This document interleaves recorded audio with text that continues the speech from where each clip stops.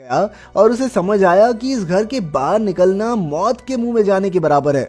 आखिरकार उसने घर की सफाई शुरू की और फर्श पर लगे खून के दाग धब्बे साफ किए, पर तभी अचानक एक जोरदार धमाके से जमीन हिलने लगी। फर्श पर एक छेद हो गया था, जिसके अंदर उसने झांक कर देखा तो नीचे रहने वाला बूढ़ा आदमी भी मर चुका था।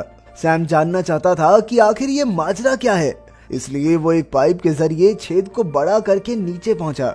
उसने देखा कि इस आदमी की पत्नी भी एक ज़ॉम्बी बन चुकी थी, जिसे उसने रस्सियों से बांध रखा था।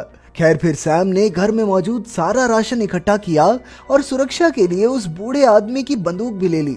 जल्द ही उसने सभी कमरों से काम का सामान उठाया और फिर इस माले में मौजूद सभी घरों की तलाशी ली। इसके बाद वो लिफ्ट से फैनी के घर जाने लगा, लेकिन लिफ्ट में एक बूढ़ा ज़ॉम्बी पहले से मौजूद था। सैम को उससे कोई खास खतरा महसूस नहीं हुआ, इसलिए उसने उसे मारा नहीं, लेकिन दरवाजे पर अपनी बेल्ट बांध दी ताकि ज़ॉम्बी बाहर ना आ सके। इसके बाद हम देखते हैं कि हजारों ज़ॉम्बीज ने पूरे पेरिस पर कब्जा कर लिया था।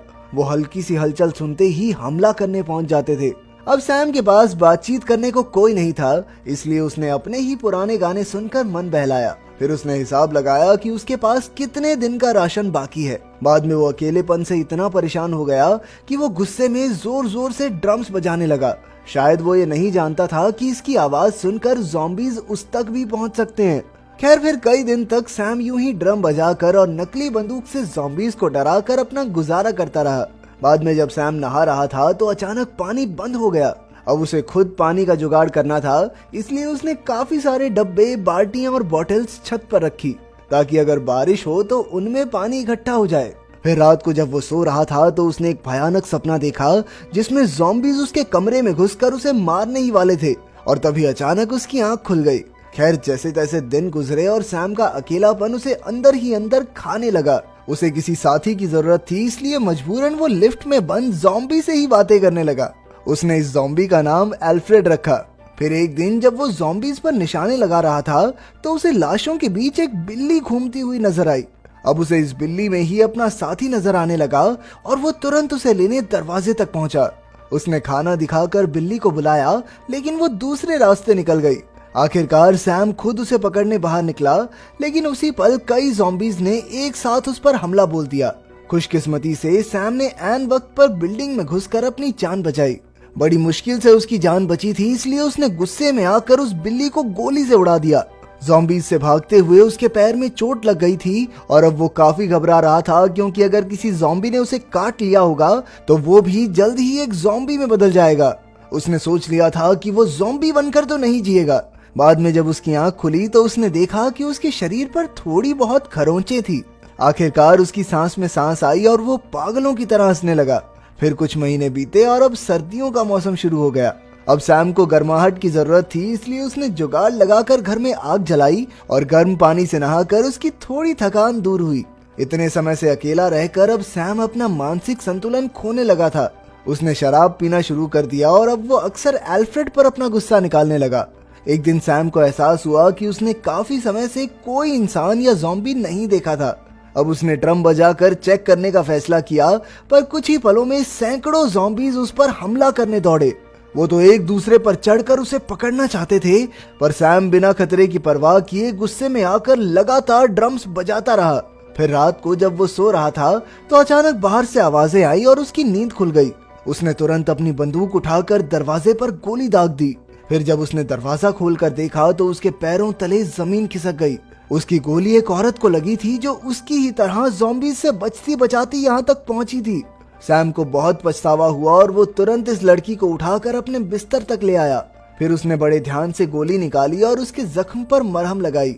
बाद में उसकी नजर लड़की के बैग पर गई, जिसमें उसे एक काफी लंबी रस्सी और एक हुक मिला। तब वो समझा कि ये लड़की रस्सी के जरिए एक छत से कूदकर दूसरी तक पहुंची थी। खैर, अगली सुबह जब सैम ने देखा तो वो लड़की धीरे धीरे ठीक हो रही थी। उस लड़की ने अपना नाम सैरा बताया। वो दोनों बातें करने लगे और सैरा ने बताया कि उसने और भी लोगों को देखा है जो ज़ॉम्बीज के हमले से बच निकले थे, लेकिन अकेलेपन और डर की वजह से काफी लोग अपना मानसिक संतुलन खो चुके हैं। सैम ने भी उसे बताया कि उसने कैसे कैसे यहाँ अपना समय काटा है। फिर उसने सारा को एल्फ्रेड से मिलाया और बताया कि कैसे वो अक्सर एल्फ्रेड से बातें करके अपना मन हल्का करता था। खैर जैसे जैसे समय बीता, सैम और सारा इकट्ठे समय बिताने लगे और एक दूसरे के सुख दुख के साथी बन गए। वो अक्सर मिलकर गाना गाते और साथ में खाना खाते। फिर शाम को सैम एल्फ्रेड से मिलकर उससे अपने दिल की बातें करता। कुछ दिन बाद उसने राशन का हिसाब लगाया तो पता चला कि राशन जल्द ही खत्म होने वाला है। आखिरकार वो बिल्डिंग के सबसे निचले घर तक पहुंचा जहां कई ज़ॉम्बीज रहते थे। सैम ने दरवाजे में एक छेद किया और फिर अपनी बंदूक के जरिए सभी ज़ॉम्बीज को मौत के घाट उतार दिया। इसके बाद वो अंदर घुसा और उसे जो भी राशन दिखा उसे उठाकर अपने साथ घर ले आया। लेकिन घर में उसे सारा कहीं दिखाई नहीं दी और काफी देर तक ढूंढने के बाद वो छत पर पहुंचा। उसने देखा कि सारा एक कोने में उदास बैठी थी। उसका मानना था कि अगर वो यहीं पड़े रहे तो वो कभी ये बात नहीं जान पाएंगे कि क्या इस भयानक दुनिया के आगे भी कोई सुरक्षित जगह है। इसलिए अब उसने यहाँ से जाने का फैसला कर लिया था। सैम ने उसे रोकने की बहुत कोशिश की, लेकिन सारा अपना मन बना चुकी थी। सारा ने उसे कहा भी कि अगर तुम यहाँ से नहीं निकले तो या तो मारे जाओगे या फिर पागल हो जाओगे। पर सैम उसकी बात अनसुनी करके गुस्से में वहाँ से चला गया। बाद में उसे अपनी गलती का एहसास हुआ और वो सारा से माफी मांगने गया। लेकिन जैसे ही वो कमरे में घुसा तो उसने देखा कि सारा बिस्तर में बेजान पड़ी थी। तब ये खुलासा होता है कि अब तक सैम ने सारा से जो भी बातें की थी वो सिर्फ उसका वहम था।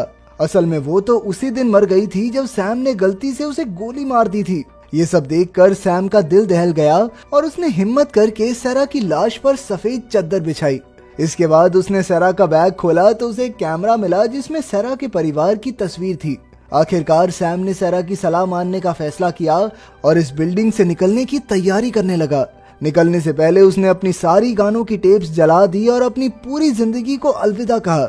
इसके बाद उसने एल्फ्रेड को भी रिहा कर दिया और वो भागकर एक घर में छुप गया, जिसके बाद सैम ने उसे बाहर से बंद कर दिया।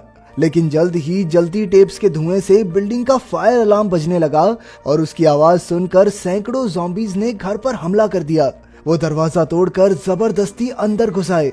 सैम ने उनमें से कुछ को तो मार डाला, लेकिन वो इतने सारे ज़ॉम्बीज का सामना नहीं कर पाया। अब उसके पास कोई चारा नहीं था, इसलिए वो लिफ्ट की सलाखों से ऊपर चढ़ता हुआ छत तक आ पहुंचा। लेकिन एक ज़ॉम्बी भी उसके पीछे यहाँ तक आ गया था।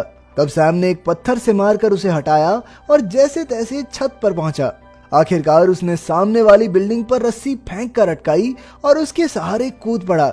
लेकिन जैसे ही उसने गली पार की, वो सीधा बिल्डिंग की दीवार से टकराकर हवा में ही बेहोश हो गया।